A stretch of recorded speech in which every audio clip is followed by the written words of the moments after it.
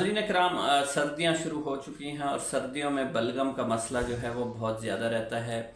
तो आपने कुछ चीज़ों को जो है वो खाना छोड़ देना है जिससे आपका बलगम जो है वो ख़त्म हो जाए। जैसा कि प्रोसेस्ड मीट जो है आपके बलगम को, आपके स्पूटम को, आपके म्यूकस को थिक कर सकता है, म्यूकस की प्रोडक्शन को बढ़ा सकता है। तो आपने प्रोसेस्ड मीट का इस्तेमाल नहीं करना, खसूसन रेड मीट जो है उसको अगर प्रोसेस कर लिया जाए तो वो बलगम का बायस बन सकता है। इसके अलावा कुछ फ़िश भी आपके बलगम को थिक कर सकती हैं, जैसा कि मैकरल, टूना और पाइक फ़िश जो है ये बहुत ज़्यादा फैटी फ़िश होती हैं और फैटी फ़िश जो है आपके बलगम को बढ़ा सकता है, म्यूकस को थिक कर सकता है। इसके अलावा फास्ट फूड के अंदर मायोनीज़ का इस्तेमाल किया जाता है।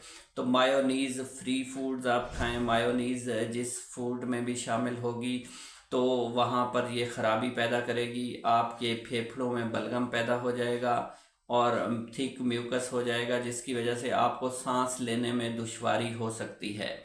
तो आपने मायोनीज़ का इस्तेमाल कम कर देना है या बिल्कुल ही ख़त्म कर देना है। इसके अलावा डेयरी प्रोडक्ट्स जितनी हैं, जैसा कि फ़ैट मिल्क जो है, फैटी मिल्क, चीज़ और बटर वगैरह या क्रीम जो है ये आपके बलगम को बढ़ा सकते हैं। तो कोशिश करें आप जो है जब आपका बलगम बढ़ा हुआ हो या आपको फ्लू हो, खांसी हो, तो आप ऐसी चीज़ों से अवॉइड करें। इसके अलावा फर्मेंटेड प्रोडक्ट्स का इस्तेमाल छोड़ दें, जैसा कि दही है या आप अल्कोहल का इस्तेमाल करते हैं तो आप इनका इस्तेमाल छोड़ दें। आपकी बलगम जो है वो ठीक होना शुरू हो जाएगी। इसके अलावा आप जो है वो टोमेटो और स्पेनिश जो है इसका इस्तेमाल भी ज़्यादा अगर करेंगे तो उससे भी आपके जिस्म में ख़राबी हो सकती है।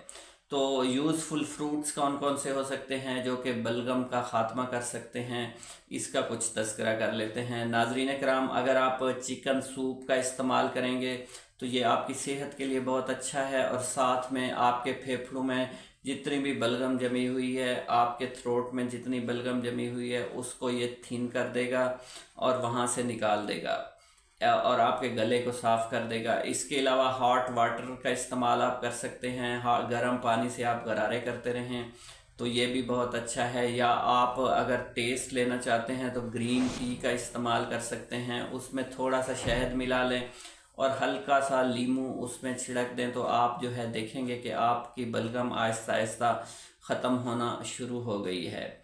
इसके अलावा अगर आपको बहुत ज़्यादा फ्लू और बलगम का सामना है तो आप अदरक का इस्तेमाल कर सकते हैं, आप ऑनियन का इस्तेमाल कर सकते हैं और आप कैप्साइसिन या मिर्चों का इस्तेमाल करके भी अपनी इस बीमारी से छुटकारा हासिल कर सकते हैं। इसके अलावा नाज़रीन कराम, अगर आप जूस पीने के लवर हैं, जूस बहुत ज़्यादा पीते हैं, तो आप पाइन एप्पल का जूस इस्तेमाल करके भी अपनी बलगम को जो है वो ठीक कर सकते हैं।